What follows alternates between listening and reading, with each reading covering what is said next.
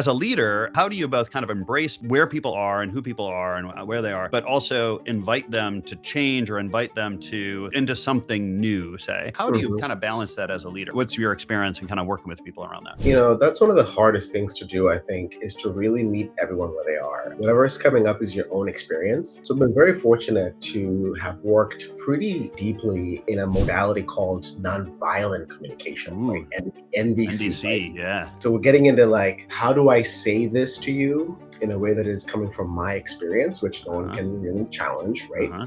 And then how can I make a request, right? A request that is a pure request, not a demand, Yeah. which is, if you don't do this, there's going to be some consequences, right? Which is Uh-huh. sadly what happens when you get triggered, right? I'm hearing that sometimes it's hard for the team to come forth with issues because of this kind of blame culture. I'm very glad that I've created a culture where people can kind of voice kind of Hmm. what they're feeling as team members, right? So I think making what NVC calls a hungry duck request. A hungry duck request is a request that is akin to you handing a piece of bread at the park to some ducks. They might eat the piece of bread, they might not eat the piece of bread. Hmm. Like, it doesn't matter. You're offering this with a clean and kind of clear, no strings attached type of situation, right? So I think that's the hardest thing to do as leaders is to be that vulnerable that, this ask I'm making to someone, they might say no.